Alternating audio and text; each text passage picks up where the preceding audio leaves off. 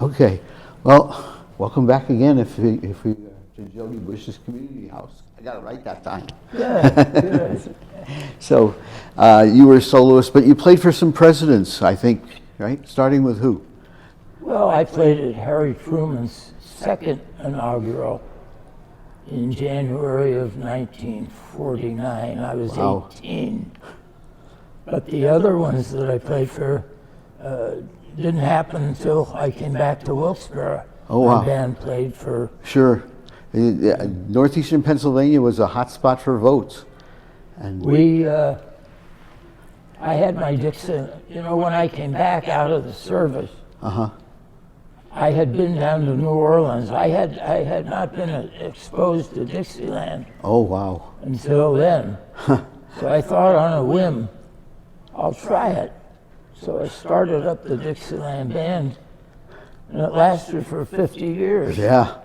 Wow. The other presidents, when President Nixon came to town in '72 to survey the flood damage of Agnes, my band played for him on the square.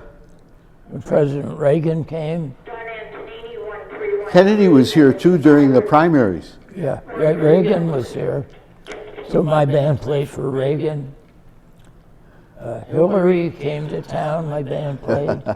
Mrs. Carter came in at Genetti's one day, Wow. my band played. Who was in the band in those years? What's that? Who was in the first band, the first Dixieland band?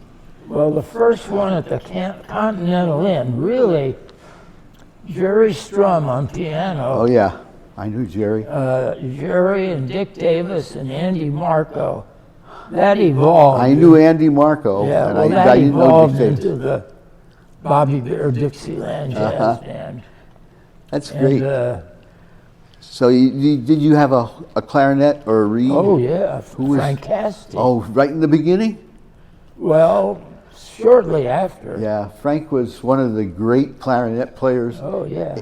on the East Coast, if not the Oh, country.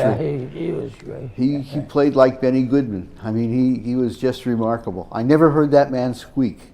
You know, he was really something to behold. I loved working with him. Let me tell you just a little bit more about the Navy Band. I toured all the 48 states with the band, Wow. and I was featured on the Navy Hour several times. And on tour, we had two trumpet trios. The one with three of us younger guys played the afternoon concerts. Then we had a trumpet trio in the evening of a couple of the older fellas Wow. at the time. But that's when I met Julius LaRosa and established a lifelong friendship. He was in the regular Navy Oh. down in Pensacola, and Arthur Godfrey was a lieutenant commander in the Naval Reserve. So he had Julius shipped up to the Navy Band. And of course, Julia and I become very good friends You were best man at his over the years. What? You were best man at his wedding? No, No? Rumor. he was supposed to sing at our wedding. Oh. He got a call from Perry Como to go out to Pittsburgh to play in a golf tournament. Oh, jeez. And he did. And he ended up marrying Perry Como's secretary. Oh, I didn't know that. Yep. A girl by the name of Rory Meyer. So when they got married, after he had been on the Godfrey show, take the phone, Melissa. Pat and I, my wife, were their dinner guests at their apartment in New York City. And if you've ever been to an Italian family's home for dinner, don't eat the day before, because this course and that course and that, by the time that came around, by the time the chicken cacciatore came, you were filled up. I'm sure. He was a great singer. He had a great set of pipes. Yeah, his big hit was that E Compare. Yeah. And he Godfrey ruined his career. That was So the biggest powerful. biggest mistake Godfrey ever made, was firing Julius On the air. on the air. That was a shame.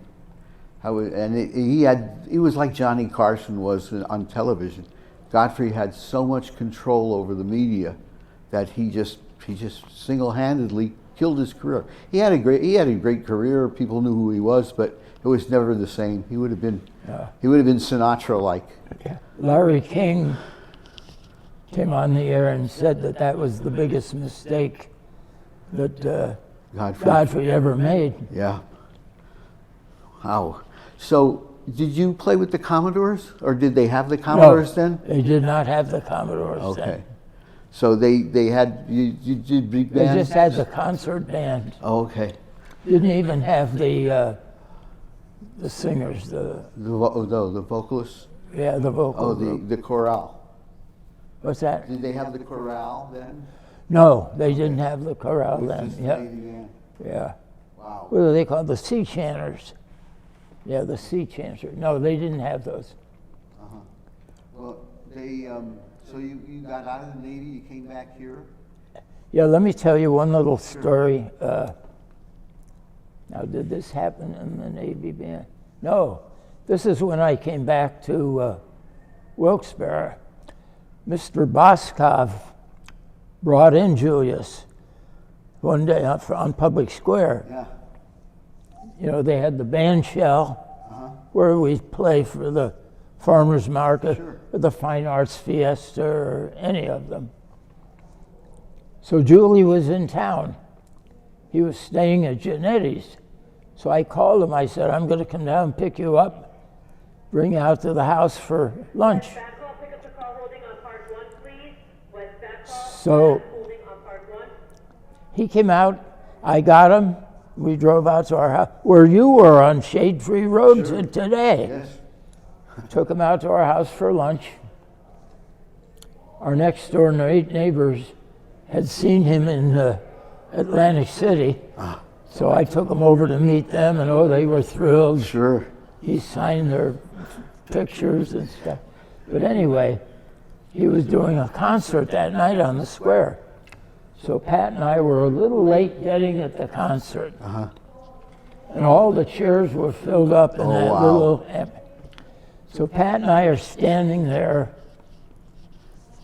to the side of the bandstand. You know, they had that movable bandstand. Yep. And he had started the show. He only had about 4 or 5 drummer, piano player, bass. Just a small group. Yeah. Small group. Son of a gun, Julie saw us standing there. He stopped the band, went backstage, got 2 chairs out, had Pat and I come up on the That's stage. lovely. That's lovely. And he introduced me, and of course everybody knew me. And we sat there for the rest of the concert, Pat and I, right on the stage while he was performing. True story. I'm sure. That's great. I know you were close friends for the rest of your lives. Yeah, we were. Yeah. And he passed away several years back. If you ever get a PBS show, you know how they are trying to sell records and stuff? Sure.